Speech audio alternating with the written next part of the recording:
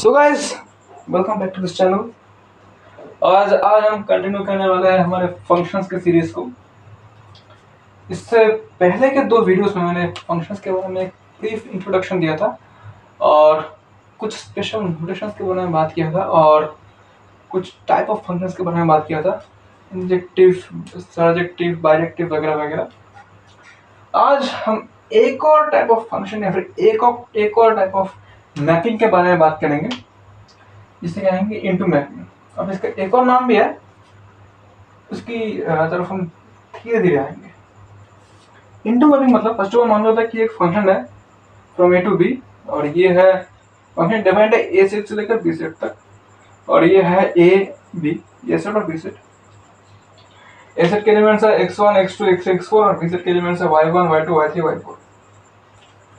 Into mapping मतलब अगर किसी फंक्शन मतलब डोमेन में दो या फिर उससे ज्यादा एलिमेंट्स को डोमेन के किसी एक ही एलिमेंट की तरफ पॉइंट कर रहे हैं, फिर को डोमेन के किसी एक ही एलिमेंट से रिलेटेड हो, तो हम उस फंक्शन को या फिर उस मैपिंग को इनटू कहेंगे।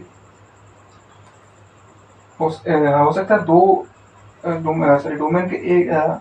डोमेन का कोई दो एलिमेंट को डोमेन के किसी एक एलिमेंट से रिलेटेड हो, कोई तीन एलिमेंट रिलेटेड हो सकता है, कोई चार एलिमेंट रिलेटेड हो सकता है।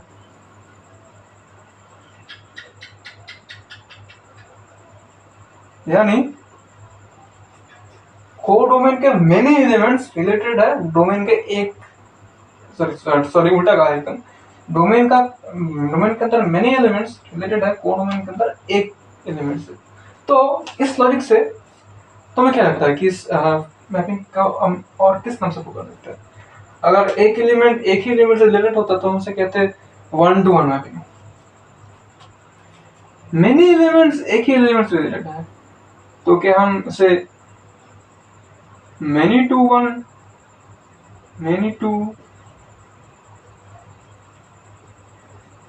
वन मैपिंग कह सकते हैं? मेरे हिसाब से तो कह सकते हैं। अब देखो, अगर तुम एक चीज गौर करो, अगर हमारे पास कोई इनटू मैपिंग है फिर मेनी टू वन मैपिंग है, तो इसका मतलब है उस मैपिंग का या फिर उस फंक्शन का जो कोडोमेन सेट है उसमें एटलीस्ट एक ऐसा एलिमेंट होने वाला है, कंसिडरिंग कि वो कोई प्री डिफाइंड सेट है और तुम खुद से सेट ऐसे क्रिएट नहीं करना जिसमें के अंदर इसका सिर्फ एक ही एलिमेंट। अगर उसमें अंदर एक से ज्यादा एलिमेंट्स है, ऐसा कोई डिफाइंड सेट हो सकता है, लेकिन यूजुअली हम प्री डिफाइंड सेट के बारे में बात कर रहे हैं इस सेंस में।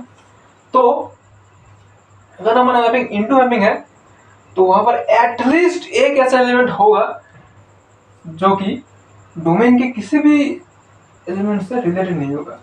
मतलब मान लीजिए कि यहाँ पर अगर सीन कुछ ऐसा होता, ये तो प्री डिफाइंड एक सेट नहीं है, ये डोमेन और कोडोमेन कोई से भी नहीं है।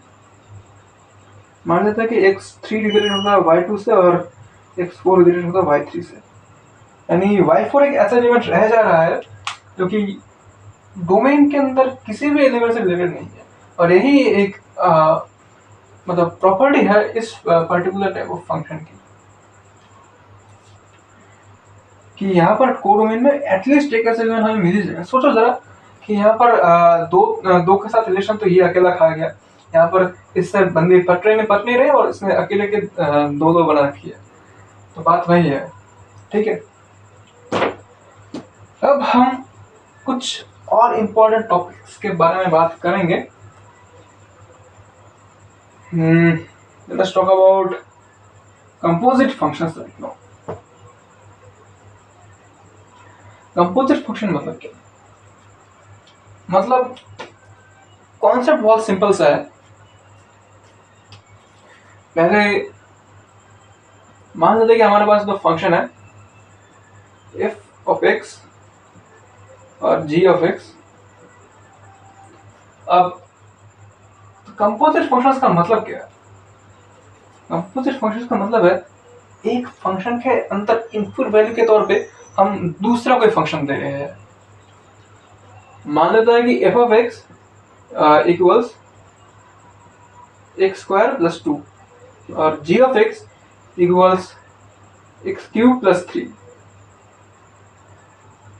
नहीं, थोड़ा सिंपल करते हैं वरना काफ़ी कॉम्प्लिकेटेड हो जाएगा। x+3 करता है अभी अभी के लिए। तो हम अगर एक काम करें, इस g फंक्शन के अंदर ही एज अ वेरिएबल कोई x वगैरह ना देकर ये f(x) फंक्शन ही दे देते हैं। पहली बात, f(x) फंक्शन की वैल्यू कितनी है, वैल्यू क्या है? f इटसेल्फ एक फंक्शन है जो कि x इनपुट वैल्यू को देकर ये आउटपुट वैल्यू देता है x²+2। अब हम इस आउटपुट वैल्यू को लेकर इस g फंक्शन के अंदर डाल रहे हैं। बेसिकली एक फंक्शन का आउटपुट वैल्यू दूसरे फंक्शन का इनपुट वैल्यू है, यानी ये बन जाएगा g(x²+3). अब देखो, g x को लेता है और इसके साथ क्या करता है, उससे x+3 में तब्दील कर देता है, यहाँ पर 2 होगा। अब अगर इसका मतलब है g के अंदर हम जो भी डालें वो उस चीज को लेता है और उसके अंदर 3 ऐड करके हमें आउटपुट दे देता है। अभी हमने g के अंदर दिया है ये चीज x²+2, यानी हमें मिलेगा क्या, हमें मिलेगा ये तो एज इट इज रहेगा x²+2 और इसके साथ जस्ट 3 ऐड होने वाला है, यानी इन टोटल ये बन रहा है x²+5। यही है कंपोजिट फंक्शंस। अब इसके अंदर कुछ चीजें हैं। First of all, notations, gof और फॉग।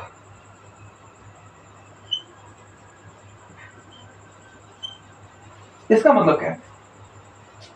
इसका मतलब है g of f, ये जो g of लिख रहा देख रहा ना तुम, इसे प्रोनाउंस, वैसे तो मैं अभी गॉफ बोल रहा हूँ लेकिन गॉफ नहीं बोलते, इसे बोलता है g of f कह सकते हो, या फिर g कंपोज f कह सकते हो, या फिर एक बहुत ही पॉपुलर टर्म है g नॉट f। इसका लॉजिक सेम है।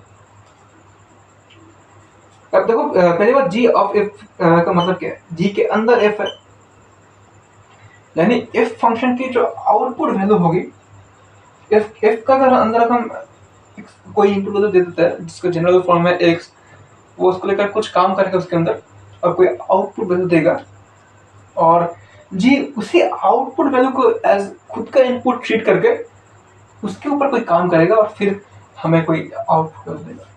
This is g of f। और फॉग, FOG का मतलब है f ऑफ g, यानी इस बार सिचुएशन पूरा उनो रिवर्स है।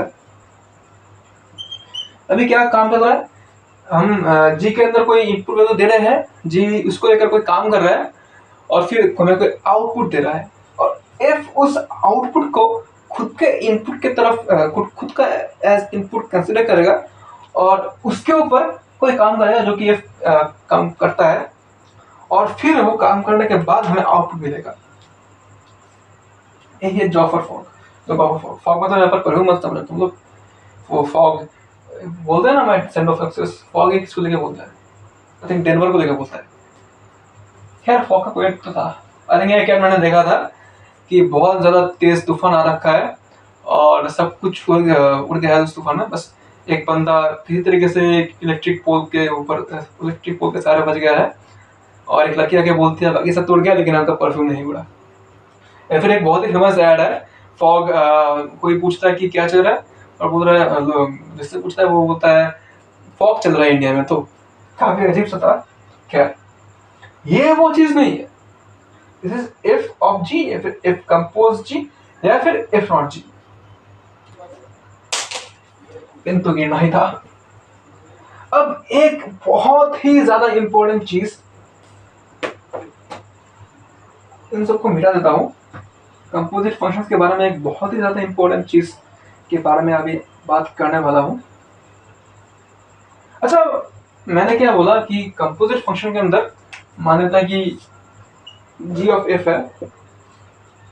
इसका मतलब है f के अंदर अगर हम कोई इनपुट वैल्यू देंगे तो हमें वो कोई आउटपुट वैल्यू देगा एक f, और g उस आउटपुट वैल्यू को खुद के इनपुट के तौर पे ट्रीट करके खुद के हिसाब से मतलब खुद उस वैल्यू के हिसाब से कोई आउटपुट वैल्यू देगा हमें। लेकिन इसके लिए एक चीज का होना बहुत ही ज्यादा जरूरी है। मान लेते हैं कि इफ डिफाइंड है ए से बी तक, यानी इफ ए सेट का कोई एलिमेंट एज इनपुट वैल्यू देगा और बी सेट के किसी एलिमेंट को एज आउटपुट वैल्यू देगा, और ये जी जो फंक्शन है, अच्छा देखो जी क्या कर रहा है इस सिचुएशन में, इस पर्टिकुलर सिचुएशन में जी क्या कर रहा है, जी एफ के आउटपुट वैल्यू को एज खुद का इनपुट वैल्यू दे रहा है कि नहीं। अब जी ऐसा तभी हो सकता है जब, तुम्हें क्या लगता है अच्छा किस सिचुएशन में हो सकता है, जरा बताना कमेंट में, अभी वीडियो को पॉज करो और इस टाइम को टैग करके लिखो जरा। अब कंडीशन क्या हो सकता है कि जी कभी कब एटलीस्ट अगर हमें जी ऑफ एफ को फाइंड आउट करना है तो हमें उसके लिए जी किस सेट से किस सेट में ऊपर डिफाइंड होगा, उसके कंडीशंस क्या है। अच्छा बहुत ही बेसिक आइडिया है, देखो ये है बी, यहाँ पर जो बी है ये यहाँ पर एफ के आउटपुट वैल्यूज का सेट है, और जी अगर हमें जी ऑफ एफ निकालना है तो हमें इनपुट वैल्यूज चाहिए होंगे इस सेट से, बी सेट से, यानी जी ऑफ एफ तभी डिफाइंड होगा जब जी का कोडोमेन होगा सेट बी, अब डोमेन होगा सेट बी।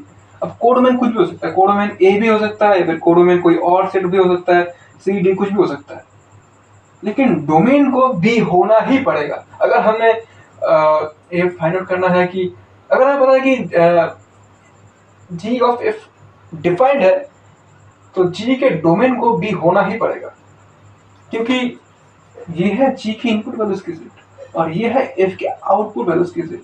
अब हमें बताया जा रहा है कि इस नोटेशन के जरिए हमें इसीलिए बताया जा रहा है या फिर इसके जरिए बेसिकली बताया जा रहा है कि ये सेट और ये सेट सेम होने वाला है। इसका मतलब है अगर ये सेट बी है तो इस सेट को भी बी होना ही पड़ेगा। समझ में आया बात? नोट करोगे इसे। ये एक बहुत ही ज्यादा इम्पोर्टेंट टॉपिक है, तो डेफिनेटली इस सबके बारे में अच्छे से पता होना चाहिए।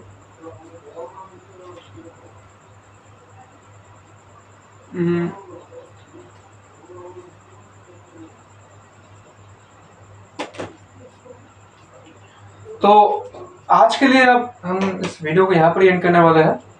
अगर तुम्हें आज मैंने जो कुछ भी सिखाया है इस सब के बारे में कुछ भी डाउट है तो तुम मुझे कमेंट में पूछ सकते हो मुझसे, मैं कोशिश करूंगा तुम्हारे डाउट्स को सॉल्व करने की।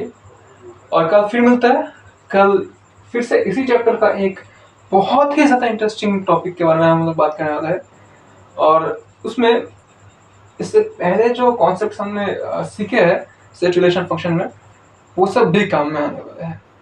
तब तक के लिए stay tuned and keep learning.